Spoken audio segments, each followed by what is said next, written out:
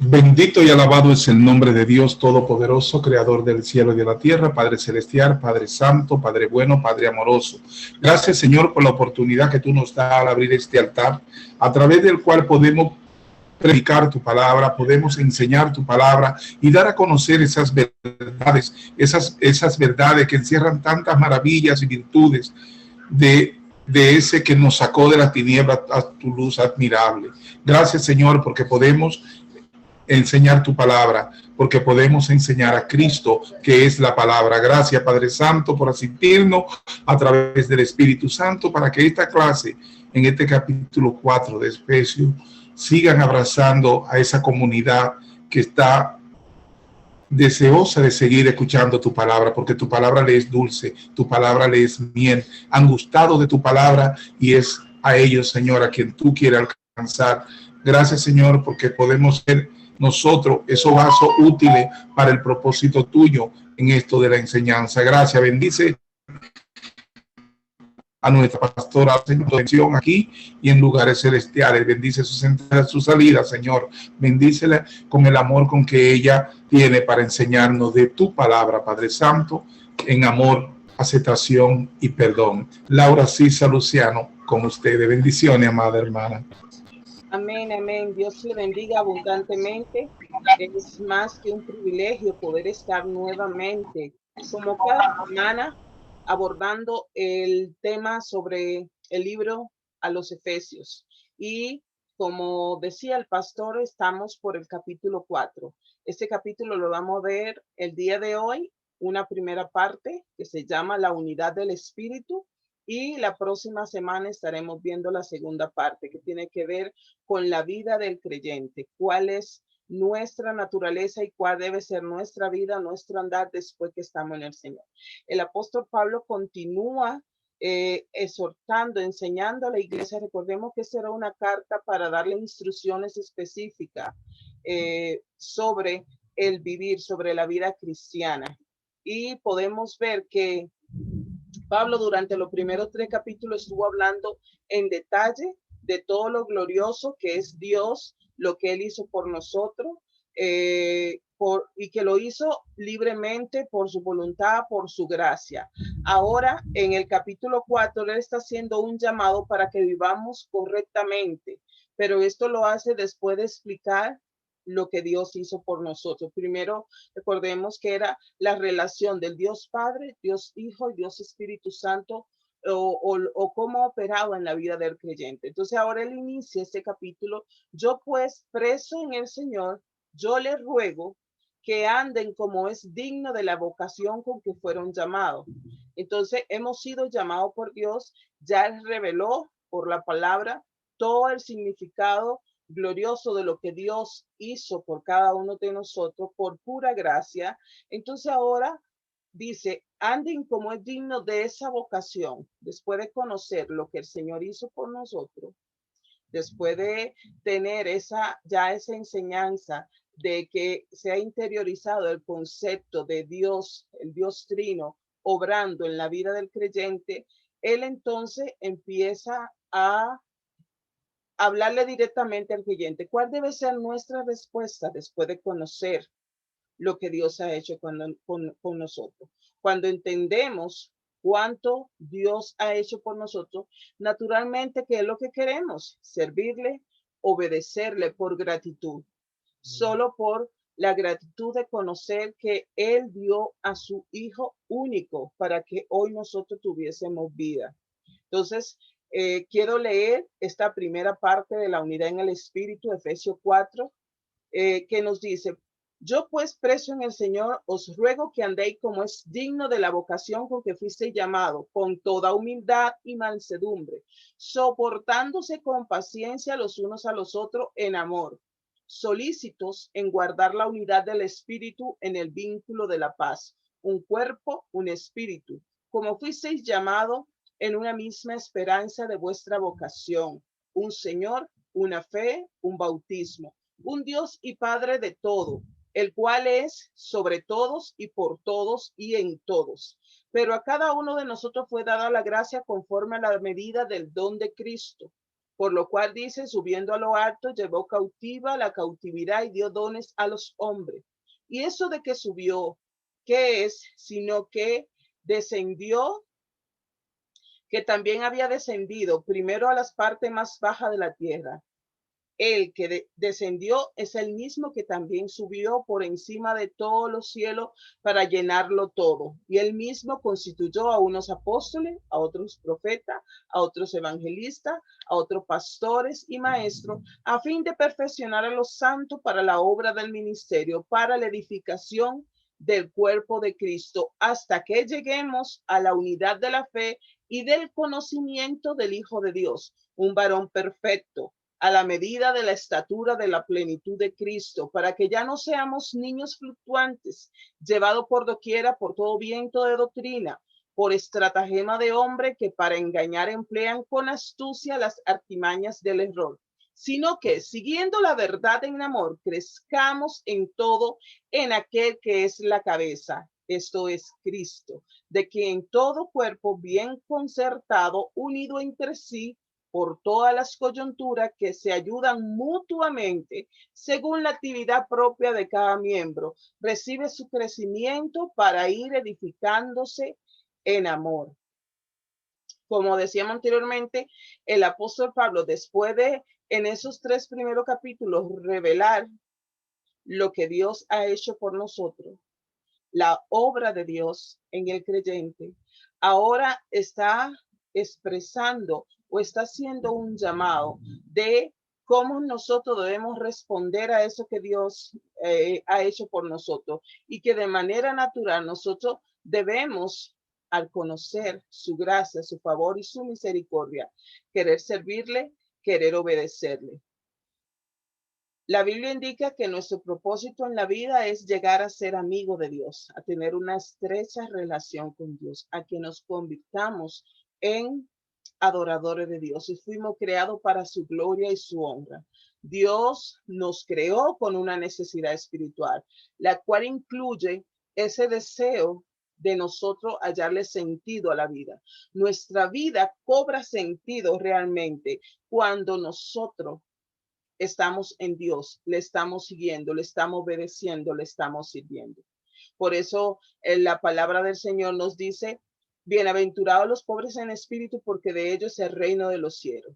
Él quiere que satisfagamos ese anhelo de que podamos tener la bienaventuranza, de que podamos tener sentido en nuestra vida. Dice que abre tus manos y colma de bendición a todo ser viviente. Es lo que Dios hace por nosotros.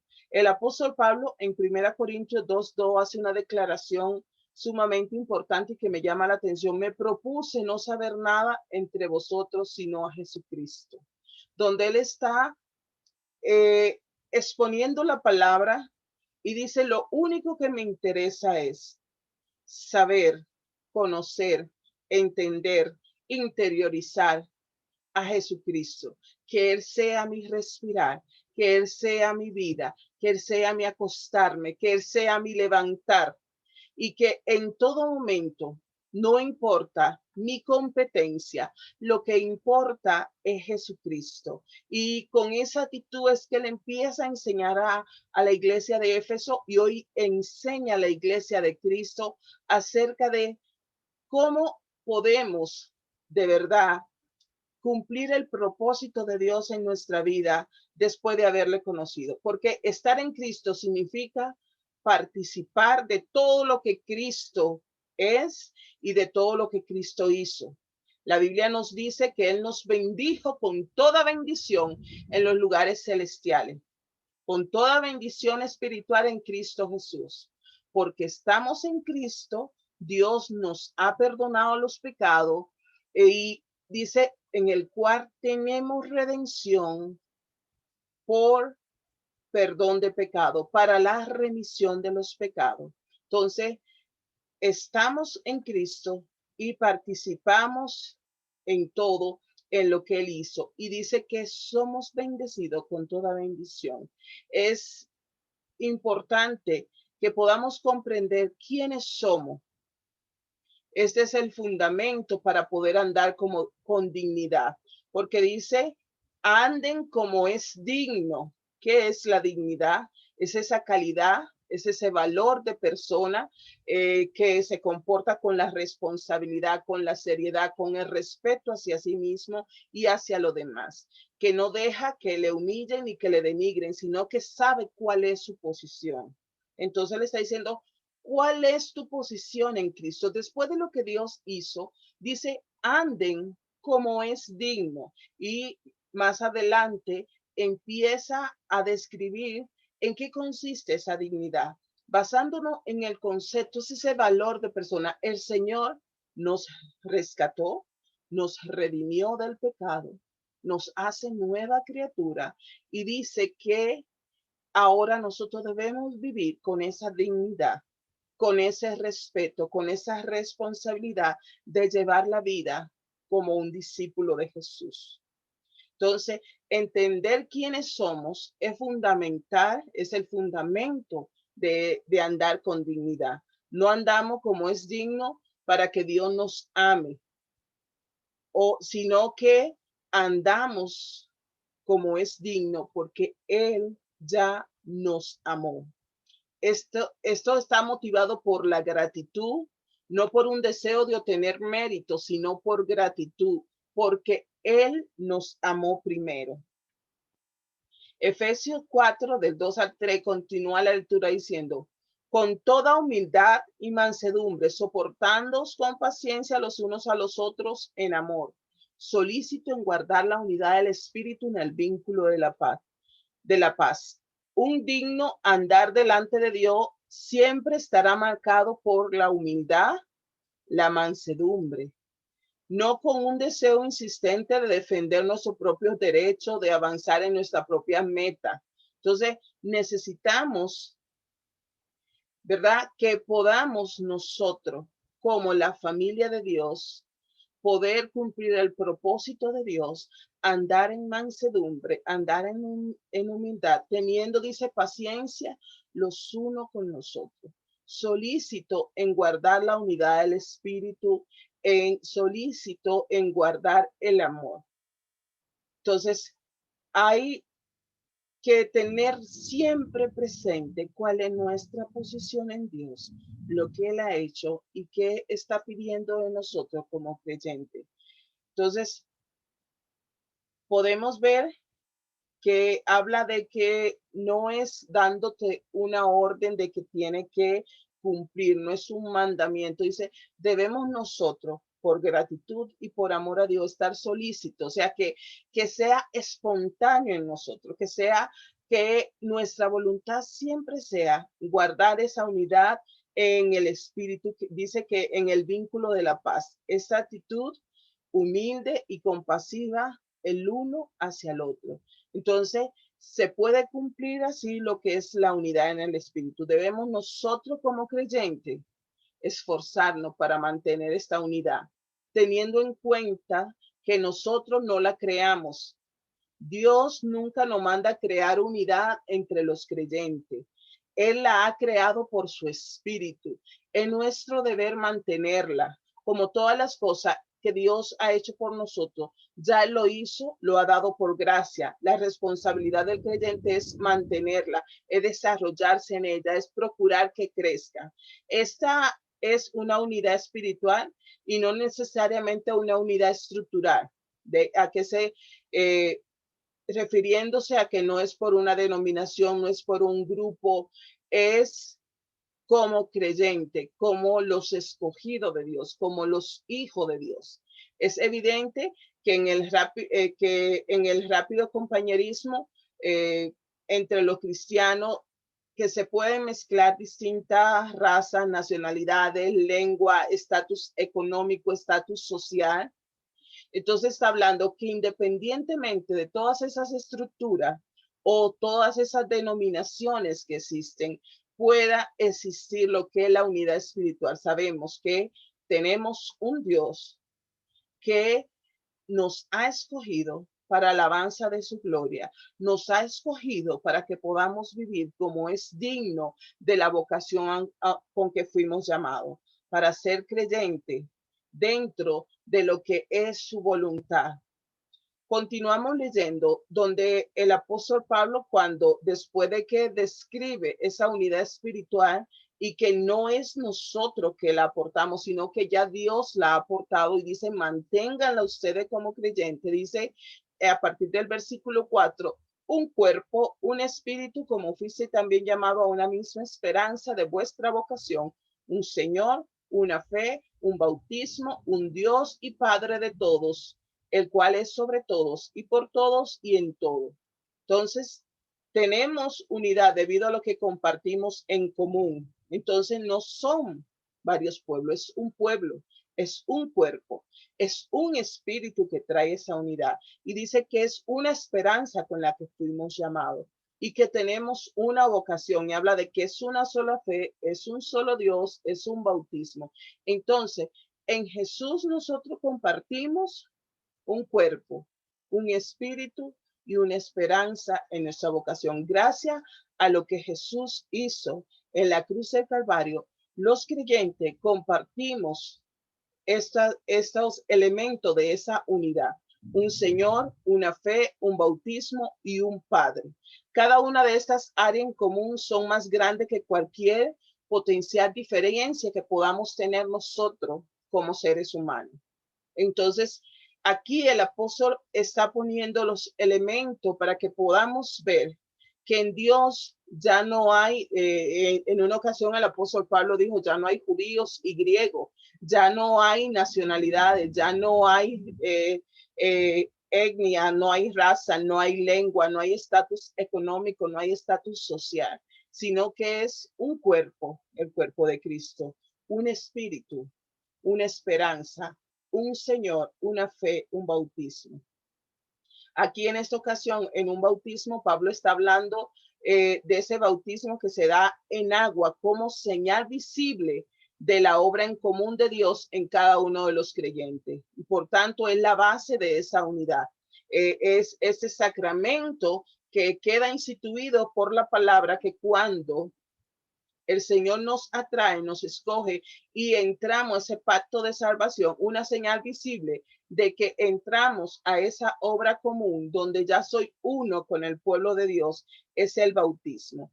Entonces, ¿y qué es la base de esa unidad? No hay bautismo que separe a una nacionalidad de otro, lo que son judíos, lo que son de otra nacionalidad, sino que es un solo bautismo que nos da esa calidad de que pertenecemos a ese grupo y que vamos creciendo en ese grupo.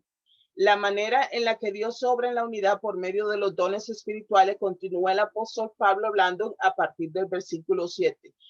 Después que le dice y evidencia sobre la unidad del Espíritu, que todo es acerca de Jesucristo y el Padre, dice, el cual está sobre todo, en todos y por todos, y que en esa unidad, en esa esperanza debemos como creyentes permanecer.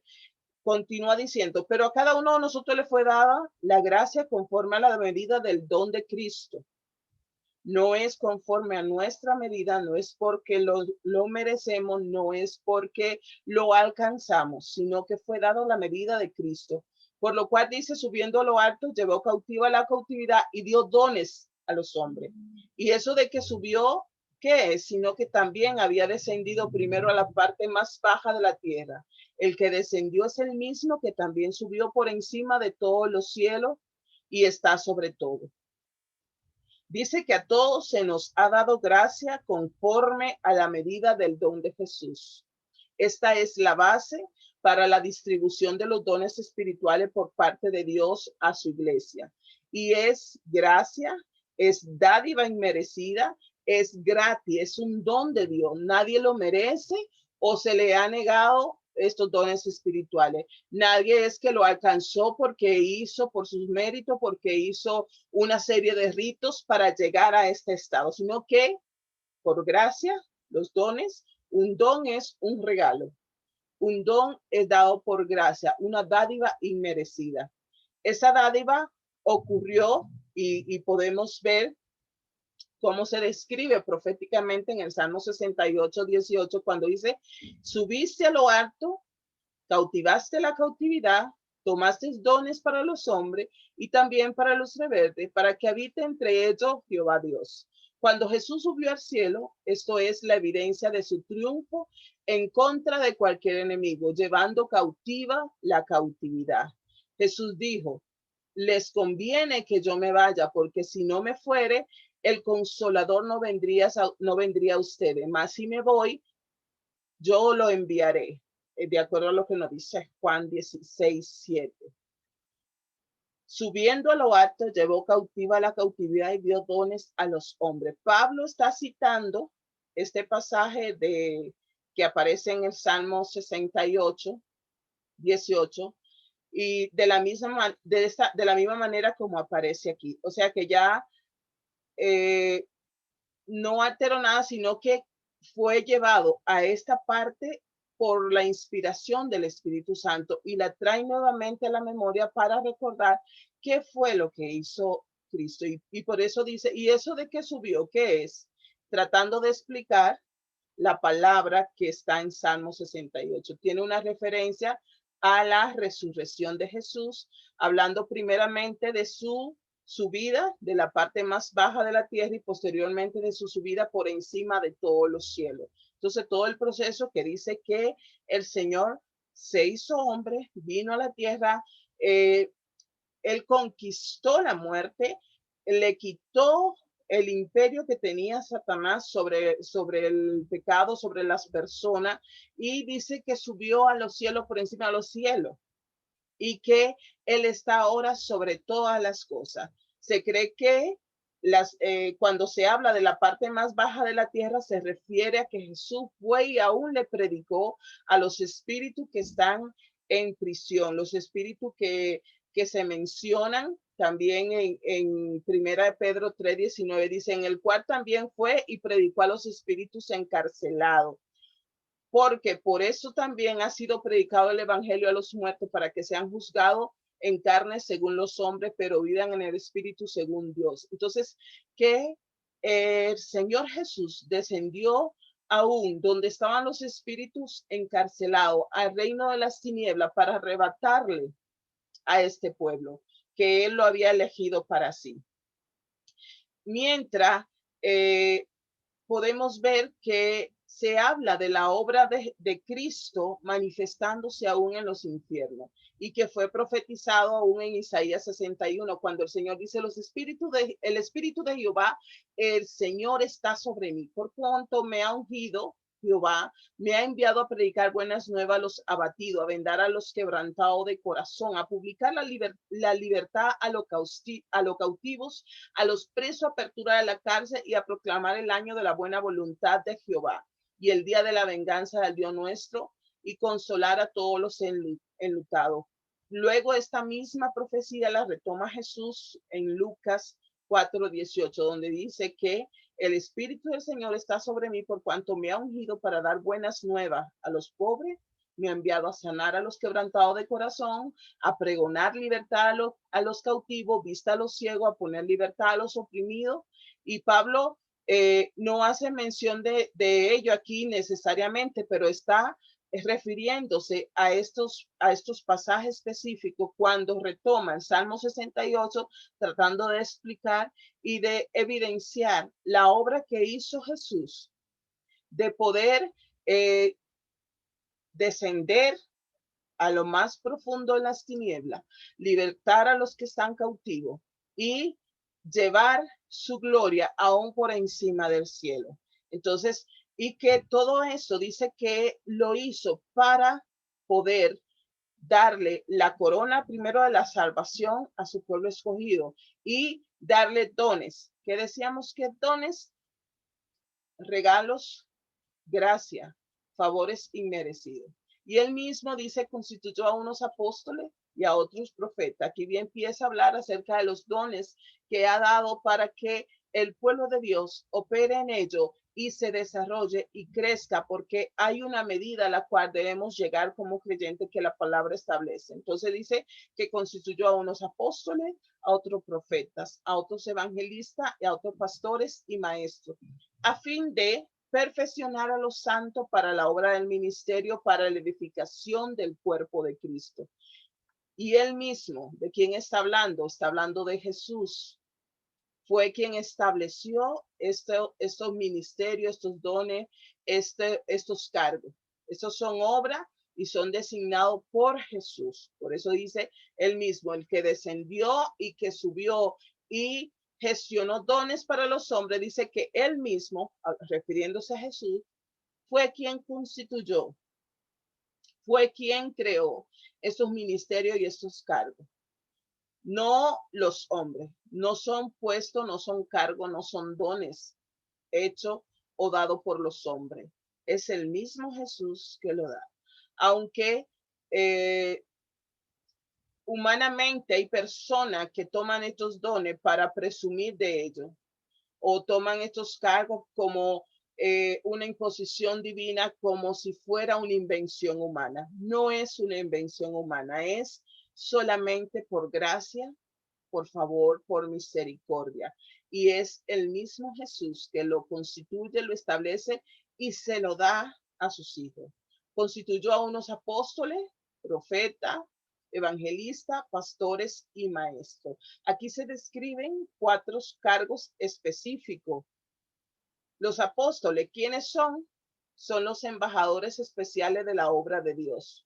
Aunque no con el mismo sentido de autoridad que los apóstoles del primer siglo. Ellos fueron utilizados para promover el fundamento reservado en el Nuevo Testamento, como está escrito en Efesios 2:20. Dice, edificado sobre el fundamento de los apóstoles y profetas, siendo la principal piedra del ángulo Jesucristo. Entonces, el nivel de autoridad de los apóstoles del primer siglo es diferente al nivel de autoridad de los apóstoles que escoge hoy, porque estos primero fueron utilizados para proveer este fundamento, el cual es el que sigue la iglesia.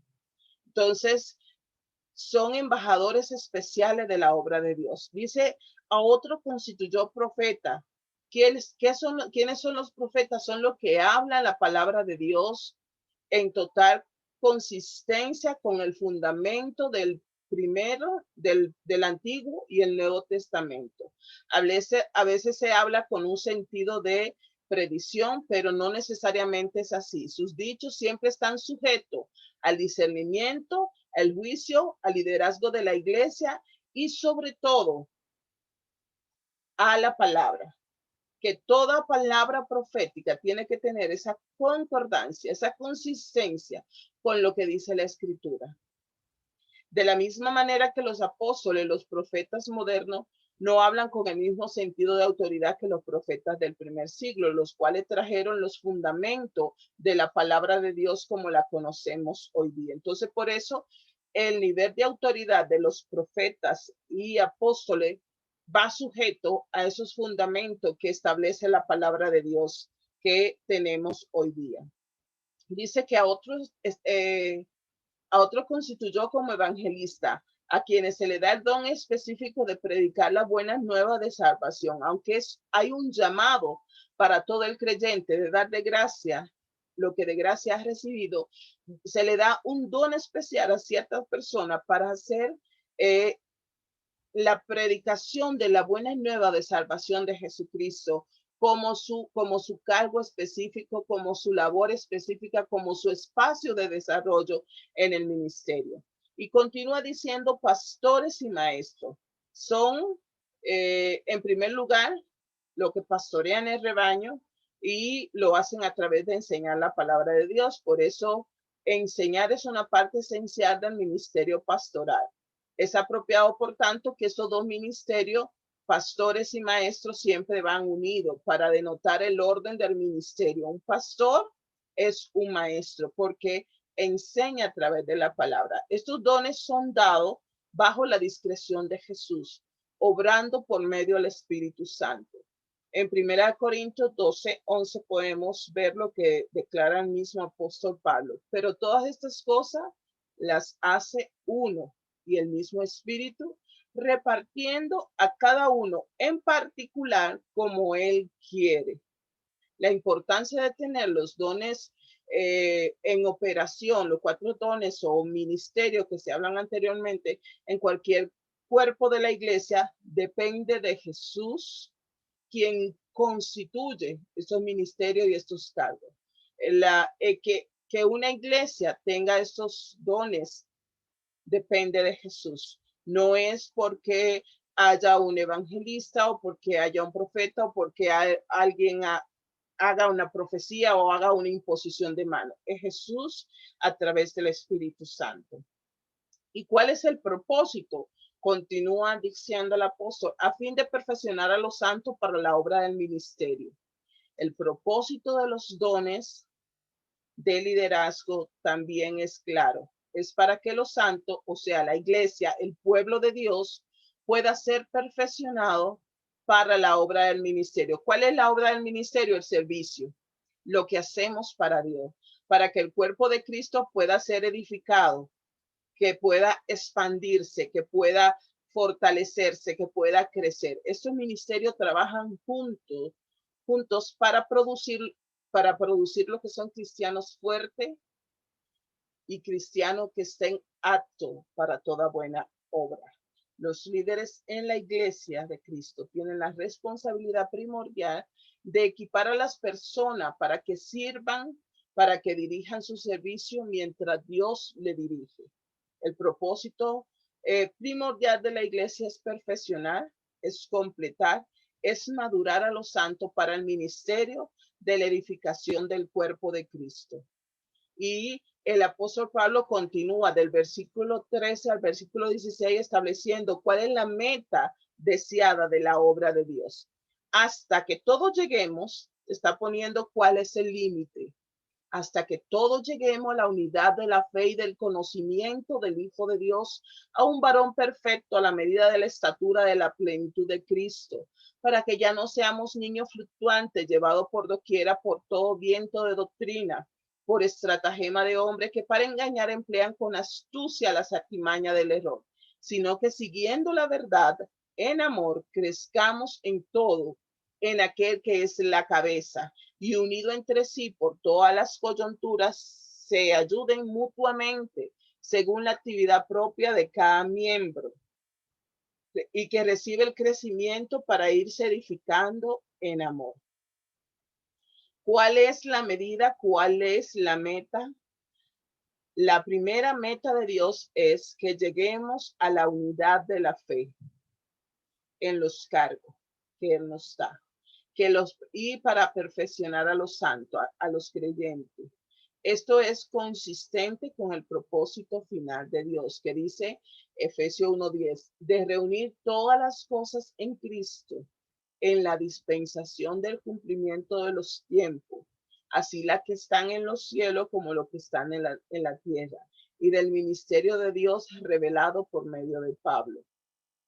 La meta es que todos lleguemos a la unidad de la fe, para que reunir todas las cosas bajo el gobierno de Cristo y del conocimiento del Hijo de Dios. Cuando los cargos dados por Dios funcionan correctamente y los creyentes son perfeccionados apropiadamente, entonces hay una mayor madurez y una mayor intimidad en nuestra experiencia con Dios.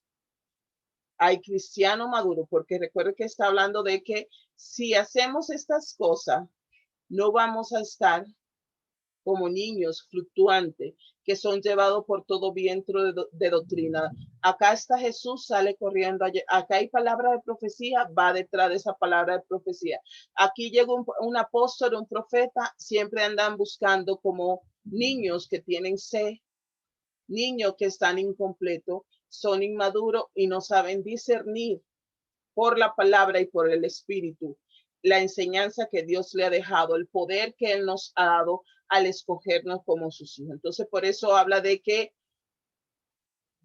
tengamos este conocimiento y que lleguemos a la unidad de la fe y del conocimiento del Hijo de Dios, que pongamos en operación bajo el Espíritu Santo estos ministerios para que podamos crecer en madurez y en una mejor intimidad y experiencia con el Señor.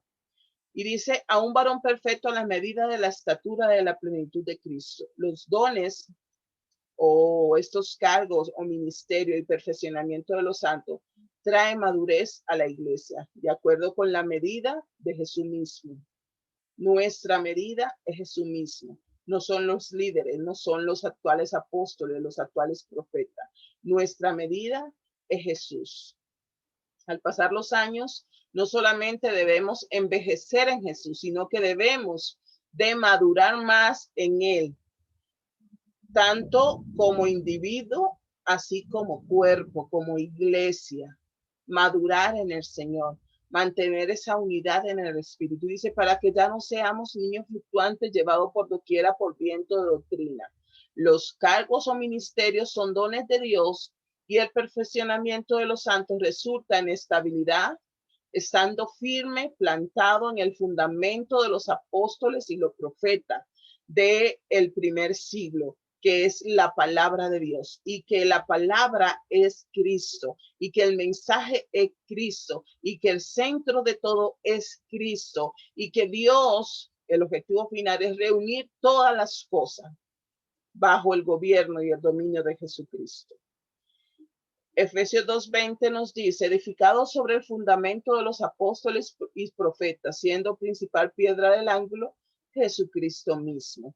No se está estableciendo ningún otro fundamento ni ninguna otra corriente de creencia, de apostolado o de profeta, sino que se está estableciendo que el fundamento ya fue establecido por los antiguos apóstoles y profetas y que la piedra principal que lo sostiene todo es Jesucristo y que ese es nuestro fundamento y nuestra base para desarrollarnos en el ministerio, para crecer y llegar a esa estatura de la medida del varón perfecto que es Cristo Jesús. Dice, siguiendo la verdad en amor. ¿Cuál es la verdad? Jesús dijo, yo soy el camino, yo soy la verdad. Siguiendo la verdad en amor.